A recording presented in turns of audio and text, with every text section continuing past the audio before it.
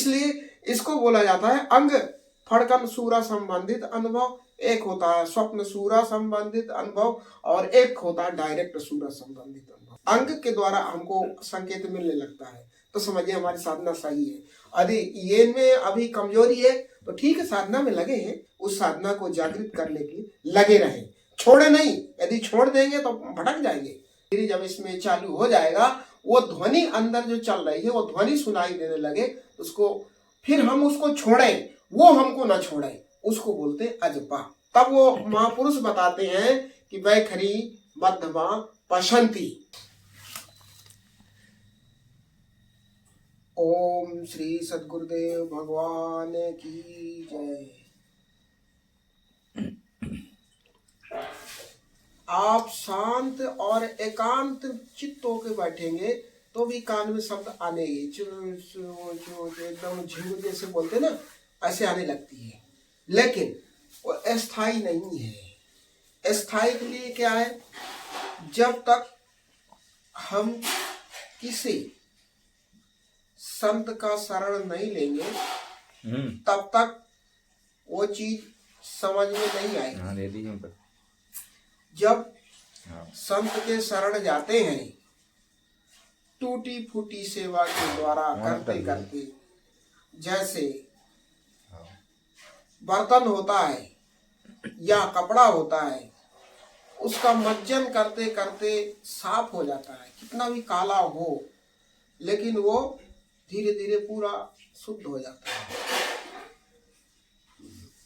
तो जब किसी अनुभवी सदगुरु किसी तत्व स्थित महापुरुष की शरण जाते हैं, जा करके प्रार्थना करते हैं, प्रभु जिस आनंद में आप डूबे हैं वो आनंद थोड़ा सा हमको ही पान करवा दीजिए। पहले वो भगाते हैं, मारते हैं, डांटते हैं, और जो उत्तम अधिकारी होता है उसको क्रोध नहीं आता है। जैसे किसी को ढोलक सीखना है तो ढोलक सीखने वाले व्यक्ति को सिखाने वाला चाहे मारे, चाहे गाली दे, चाहे पीटे, चाहे झाड़ू लगवाए, चाहे पोछा लगवाए या और कार्य के लिए भेज दे, लेकिन क्रोध नहीं करेगा, नम्र भाव से सीखने की इच्छुकता से वो लगा रहेगा, तो एक ना एक दिन उसको ढोलक या पेटी उसको सिखा ही देगा, कला दे ही देगा।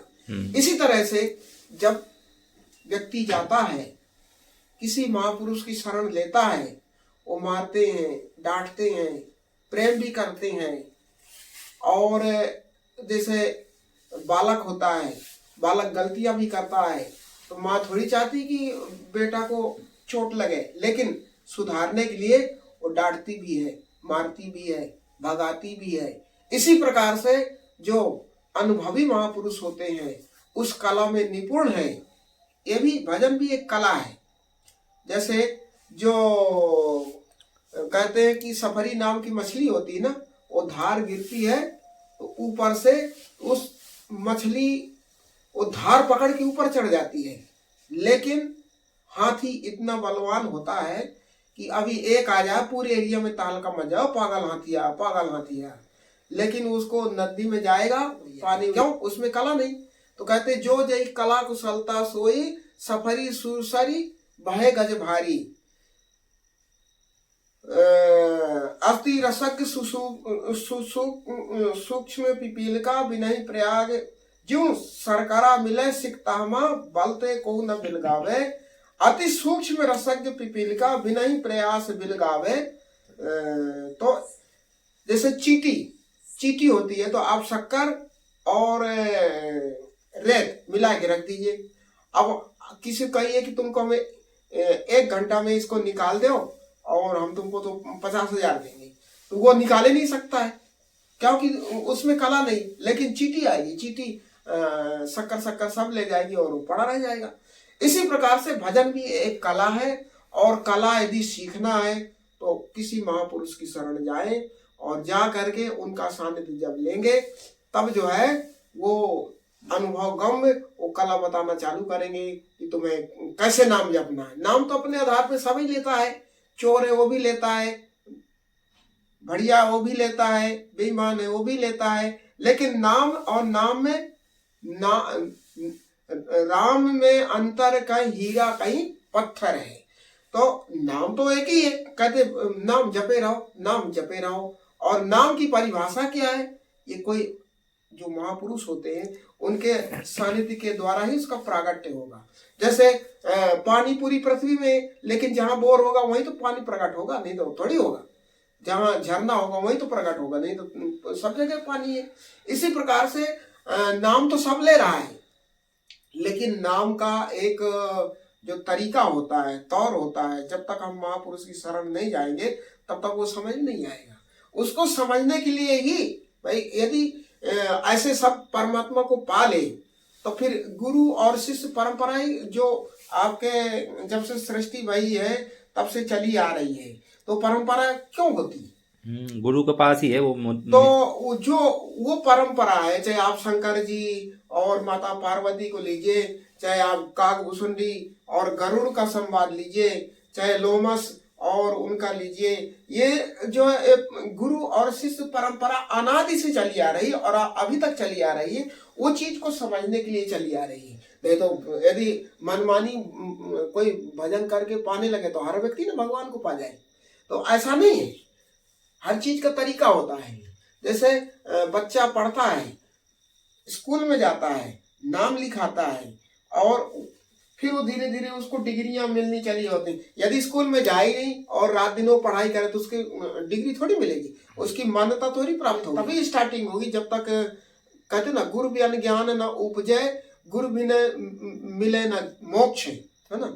तो बिना किसी अच्छे अनुभवी महापुरुष की शरण लिए बिना, ठीक है अपने अपने आधार पर कर रहे हैं, लेकिन जब तक गुरु शरण नहीं होंगे या तो अहंकार जागृत हो जाएगा, या तो कोई विघ्न आ जाएगा, उसको हम समझ ही नहीं पाएंगे, या फिर सिद्धियों में उलझ या सिद्धियां आ जाएंगी, सिद्धियों के बारे में समझ नहीं पाएंगे तो हम उलझ जाएंगे।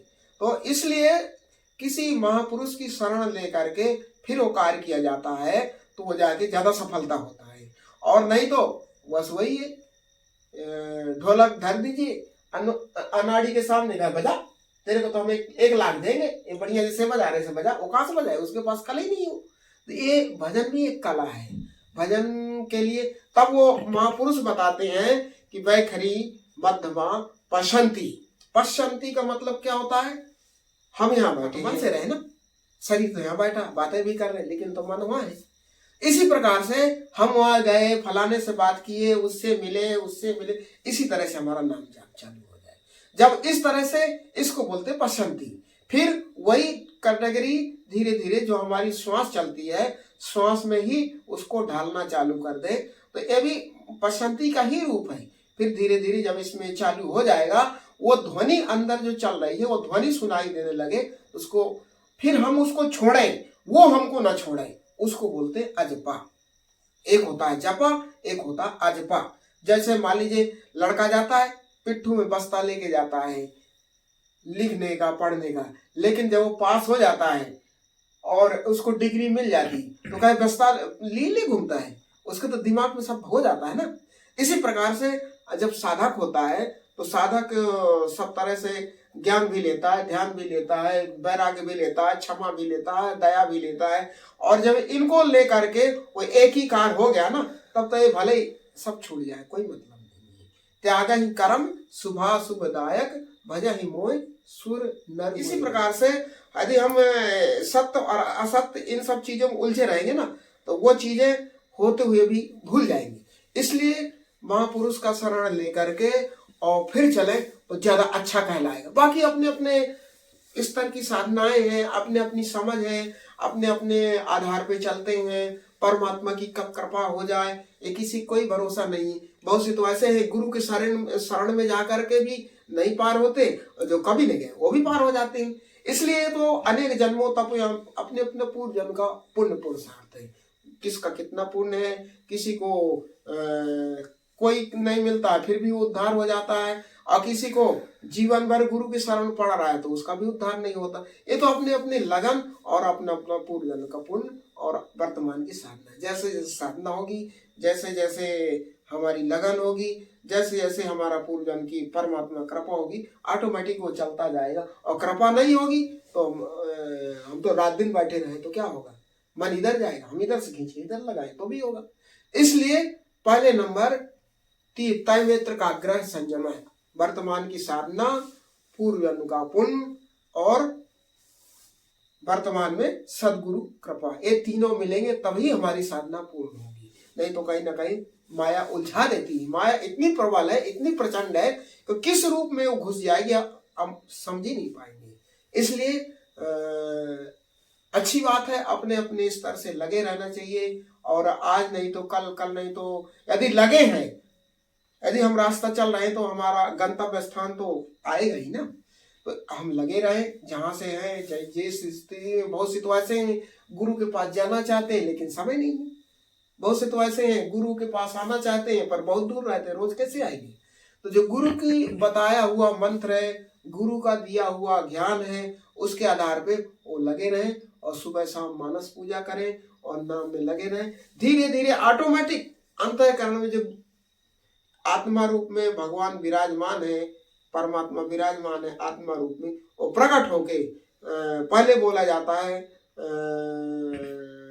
अनुभव, स्वप्न सूरा संबंधित अनुभव है ना। स्वप्न के माध्यम से भगवान हमको बताएंगे ऐसा करो ऐसा करो, कल तुमको इससे मिलना है कि ऐसे, इसको बोलते हैं स्वप्न सूरा संबंधित अनुभव। पहले तो ये आता है, फिर जब ये हो जाता है तो अंग फड़कने लगते। जैसे आपको नारगढ़ जाना है, नारगढ़ जाना है तो दाहिना पांव फड़कने लगे तो समझिए कि जाना है। आप किसी कार्य के लिए जा रहे हैं, आपको दाहिनी भुजा फड़के, माताओं का तो बायां होता है और आदमियों का दाहिना होता है।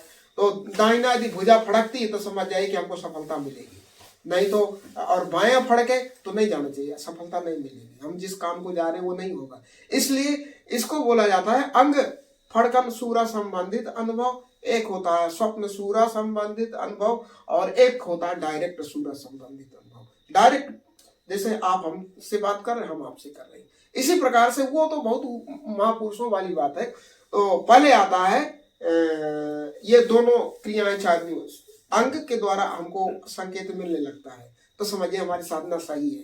यदि ये में अभी कमजोरी है तो ठीक है, साधना में लगे हैं लेकिन अभी उतना हमारी साधना उच्च कोटि की नहीं भई है।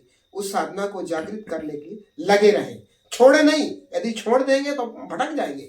जितनी हमारी लगी है ना उसको लगा के आगे बढ़ने का प्रयास करें। ओम श्री सद्गुरुदेव भगवान की जय हो।